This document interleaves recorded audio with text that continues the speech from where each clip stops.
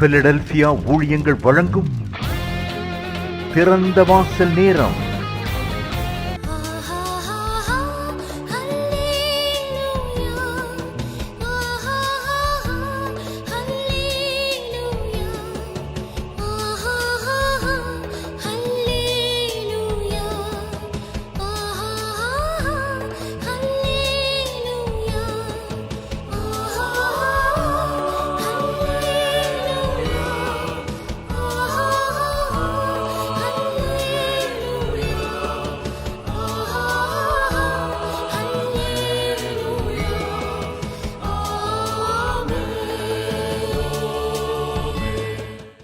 ஆண்டவரும் இரட்சகருமாகிய இயேசு கிறிஸ்துவின் நாமத்தினாலே தேவ பிள்ளைகள் உங்கள் ஒவ்வொருத்தரையும் பிலதெல்பியா ஊழியர்களின் சார்பாக வாழ்த்துகிறோம். இந்த நாளில் கர்த்தர் உங்களுக்கு வெளிப்படுவார் என்று ஆண்டவர் சொல்லுகிறார். கர்த்தருடைய வார்த்தையை நாம் பார்க்க போகிறோம். 2 நாளாகமத்தின் புஸ்தகம் 15வது அதிகாரம் 12வது வசனத்திலிருந்து 15வது வசனம் வரையில் நாம் வாசிக்கலாம். தங்கள் பிதாக்களின் தேவனாகிய கர்த்தரை தங்கள் முழு இருதயத்தோடும் தங்கள் முழு ஆத்துமாவோடும் தேடுவோம் என்றும், சிறியோர் பெரியோர் ஸ்திரீ புருஷர் எல்லாரிலும் இஸ்ரவேலின் தேவனாகிய கர்த்தரை தேடாதவன் எவனோ அவன் கொலை செய்யப்பட வேண்டும் என்றும் ஒரு உடன்படிக்கை செய்து மகா சத்தத்தோடும் கம்பீரத்தோடும் பூரிகைகளோடும் எக்காலங்களோடும் கர்த்தருக்கு முன்பாக ஆணையிட்டார்கள். இந்த ஆணைக்காக யூதா ஜனங்கள் யாவரும் சந்தோஷப்பட்டார்கள். தங்கள் முழு இருதயத்தோடும் ஆணையிட்டு தங்கள் முழு மனதோடும் அவரை தேடினார்கள். கர்த்தர் அவர்களுக்கு வெளிப்பட்டு சுற்றுப்புறத்தாரால் யுத்தமில்லாதபடிக்கு அவர்களை இளைப்பாற பண்ணினார். யூதா ஜனங்கள் தேவனோடு ஒரு உடன்படிக்கை பண்ணுகிறார்கள். இந்த உடன்படிக்கை நிமித்தமாக தேவனாகிய கர்த்தர் அவர்களுக்கு வெளிப்பட்டார்.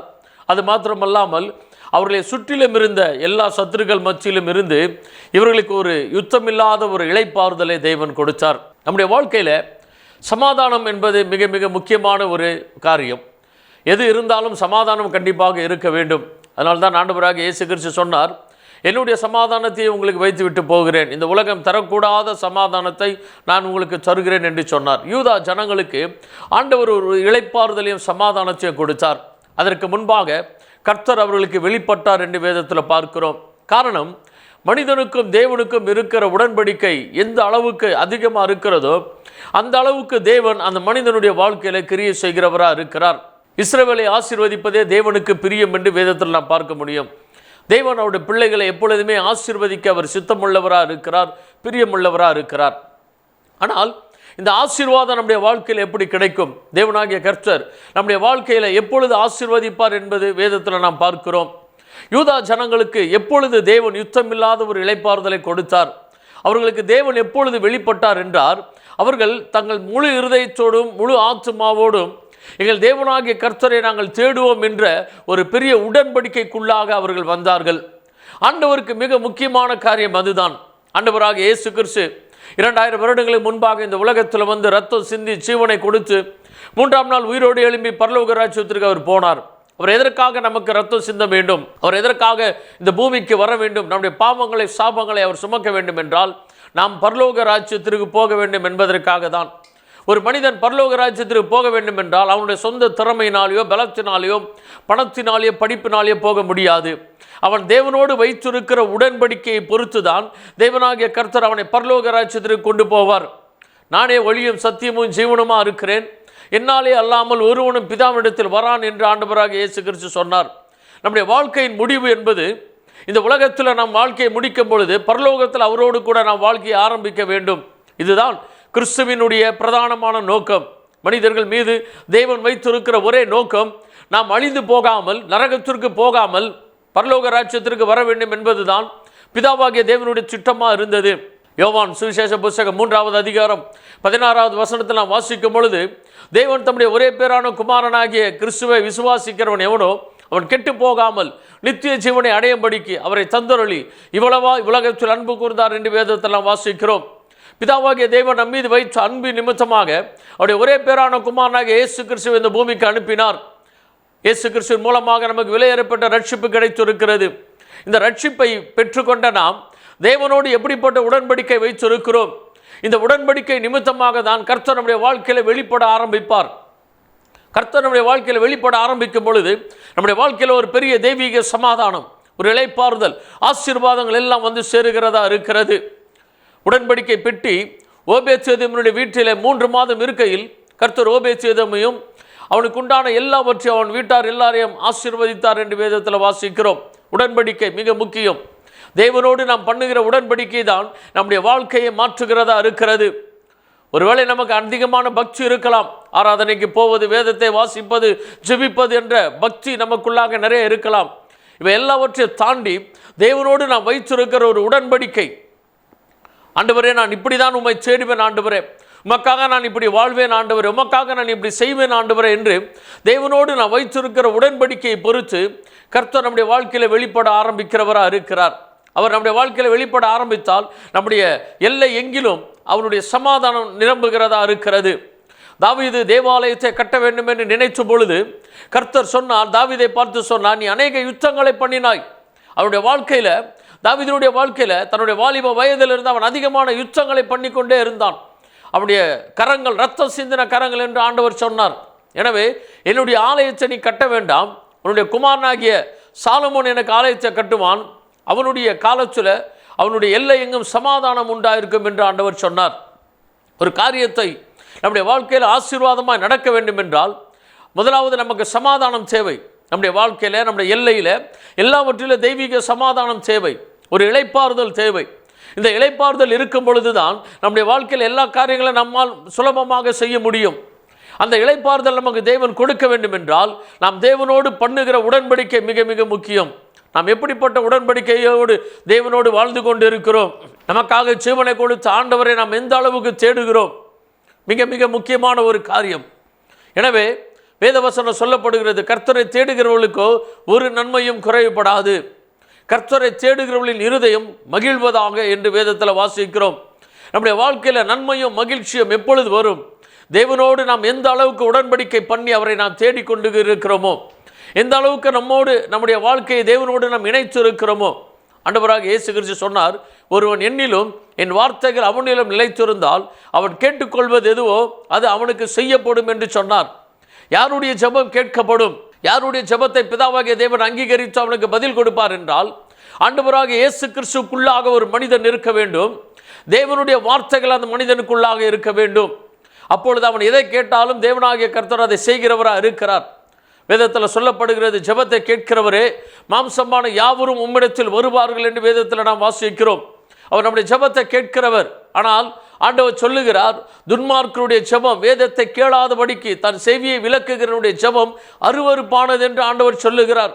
வேதத்தை கேட்காதபடிக்கு, வேதத்தில் தேவனாகிய கர்த்தர் என்ன சொல்லி இருக்கிறார் என்பதை கேளாதபடி அவன் எத்தனை மணி நேரம், எத்தனை நாட்கள் அவன் ஜெபித்தாலும் அந்த ஜெபம் கர்த்தருடைய பார்வையில் அருவருப்பாக இருக்கிறது.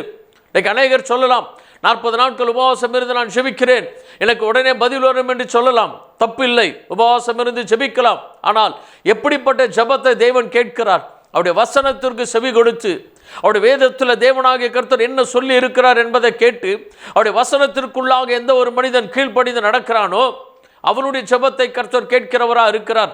தங்கள் ஆத்துமாவை தேவனோடு இணைத்து கொண்டவர்களாய் சிறியோர் முதல் பெரியோர் வரையிலும் ஆண்டவரை தேடுவோம். எப்படி தேடுவோம்? இதோ காலையில் கொஞ்ச நேரம், இரவு நேரத்தில் கொஞ்ச நேரம், அப்படி என்று சொல்லவில்லை. முழு இருதயம், முழு ஆத்துமா, என்ன செய்தாலும் அதை கர்த்தரை முன்பாக வைத்து செய்கிறது தான். எதை செய்தாலும் கர்த்தருக்கென்றே செய்யுங்கள் என்று வேதத்தில் சொல்லப்படுகிறது. தாவீது சொல்லுகிறார், கர்த்தரை எப்பொழுது எனக்கு முன்பாக நான் வைத்திருக்கிறேன், அவர் எனது வலது பார்சத்தில் இருக்கிறபடியால் நான் அசைக்கப்படுவதில்லை.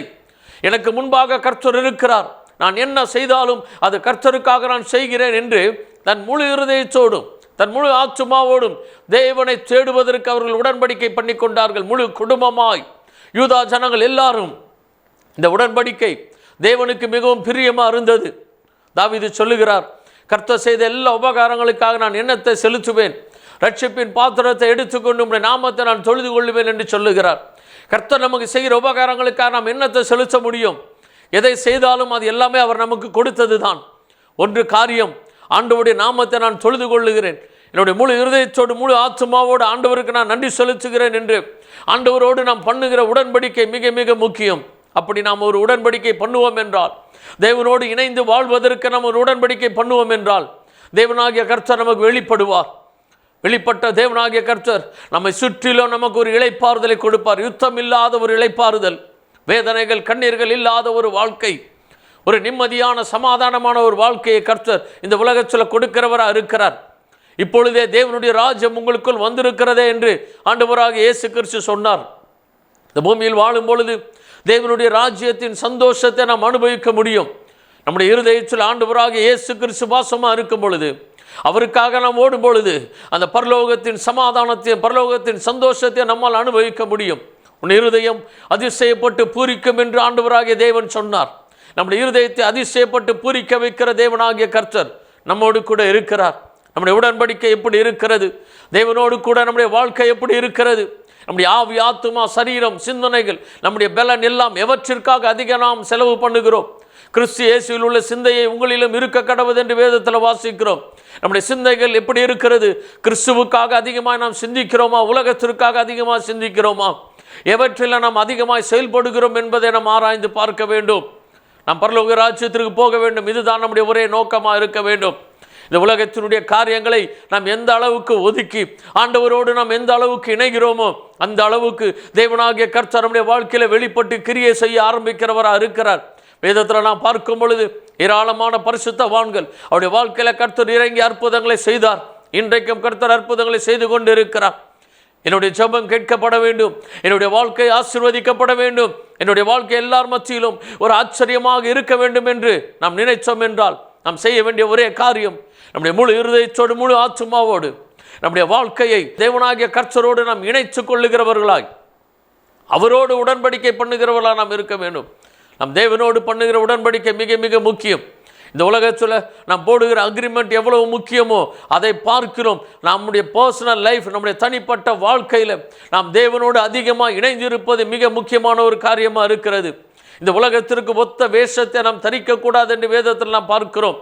உலகத்திற்கு ஒத்த வேஷம் தெரியாமல், உலகத்தினுடைய கிரியைகளை நாம் அதிகமாக செயல்படாமல், தேவனுடைய காரியங்களில் நாம் அதிகமாக ஈடுபடும் பொழுது நம்முடைய சிந்தனைகள், நம்முடைய செயல்கள் அதிகமாக தேவனுக்கு பிரியமாக இருக்க வேண்டும். ஆண்டவராக இயேசு கிறிஸ்து சொன்னார், அவரை எப்படி தேட வேண்டும் என்று சொன்னார். எல்லாரையும் பார்க்கிறோம், எல்லாவற்றையும் பார்க்கிறோம். என்னிடத்தில் அதிகமாக அன்பு கூற வேண்டும் என்று ஆண்டவராக இயேசு கிறிஸ்து சொன்னார். நம்முடைய முழு இருதயத்தோடு, முழு ஆத்துமாவோடு, முழு பலத்தோடு ஆண்டவரை நாம் தேட வேண்டும். அந்த தேடுதல் நமக்கும் ஆண்டவருக்கும் ஒரு பெரிய உடன்படிக்கையாக இருக்க வேண்டும். ஏனென்றால் இந்த உடன்படிக்கை இருக்கிற வரையிலும் அந்த உடன்படிக்கை மீறாத ஒரு வாழ்க்கையை நாம் வாழ்ந்தாக வேண்டும். எனவே கர்த்தரோடு நாம் பண்ணுகிற உடன்படிக்கை எவ்வளவு மிக முக்கியமானது.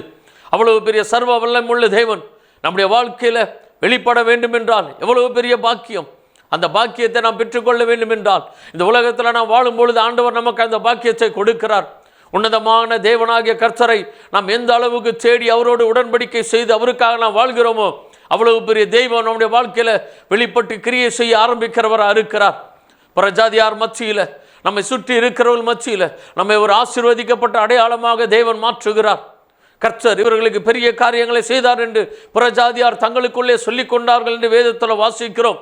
நம்மை சுற்றி இருக்கிறவர்கள் மத்தியில் நம்மை ஒரு பெரிய அடையாளமான சாட்சியாக தேவன் மாற்றுகிறார். எப்பொழுது அவரோடு கூட நாம் வைத்திருக்கிற உடன்படிக்கை, அவரோடு நாம் வைத்திருக்கிற உடன்படிக்கை மிக மிக நம்முடைய வாழ்க்கையில் முக்கியம். வேலைகள் செய்வது, நம்முடைய தொழில்கள், வியாபாரங்கள், பிஸ்னஸ் எல்லாவற்றையும் நாம் செய்யலாம்.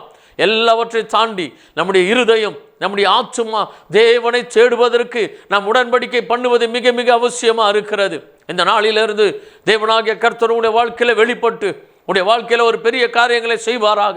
இன்றைக்கு எந்த காரியங்களெல்லாம் நீங்கள் யுத்தம் பண்ணி கொண்டு சோர்ந்து போய்கொண்டு இருக்கிறீர்களோ அந்த யுத்தங்களெல்லாம் தேவன் நிறுத்தி உங்களை சுற்றிலும் இளைப்பாற பண்ணத்தக்கதாக கர்த்தர் கிரியை செய்வாராக.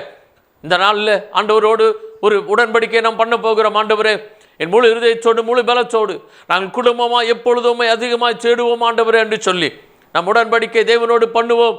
தேவனாகிய கர்த்தர் நம்முடைய வாழ்க்கையில் வெளிப்பட்டு பெரிய காரியங்களை செய்வாராக. இளைப்பாறுதலை, சமாதானத்தை உங்களுக்கு கொடுப்பாராக. நாம் செபிக்கலாம். வானத்தையும் பூமியை படைத்த சர்வ வல்லமையுள்ள எங்கள் தேவனாகிய கர்த்தாவே, பரலோக பிதாவே, நம்மளை மிரண்டி நிறைந்த இருதயத்தோடும் ஸ்தோத்திரிக்கிறோம். யூதா ஜனங்கள் தங்கள் முழு இருதயத்தோடும் தங்கள் முழு ஆத்துமாவோடும் உம்மை தேடுவோம் என்று பண்ணின உடன்படிக்கை ஆண்டவரே உம்முடைய பார்வையில் பிரியமாக இருந்தது. கர்த்தர் அவர்களை வெளிப்பட்டீர் ஆண்டவரே. அவர்களை சுற்றுப்புறத்தாரால் யுத்தமில்லாத இளைப்பாறுதலை கொடுத்தீர் ஆண்டவரே. எங்களுடைய உடன்படிக்கை உம்மோடு நாங்கள் இணைந்திருக்கும் பொழுது எங்களுடைய வாழ்க்கையில் நீர் வெளிப்பட்டு ஆண்டவரே பெரிய காரியங்களை செய்கிறீர் ஆண்டவரே, எங்களை இளைப்பாறுதலை கொடுக்கிறீரே. அப்படியாக நாங்கள் அதிகமாக உம்மோடு இணைந்து வாழ்வதற்கு எங்களுடைய உடன்படிக்கை ஆண்டவரே நம்முடைய சமூகத்தை நாங்கள் வைக்கிறோம் ஆண்டவரே. உம்மோடு நாங்கள் உடன்படிக்கை பண்ணுகிறோம் ஆண்டவரே. ஆசீர்வதிப்பீராக, பொறுப்படுத்திக் கொள்வீராக. இயேசு கிறிஸ்துவின் நாமத்தில் வேண்டுகிறோம் எங்கள் நல்ல பிதாவே.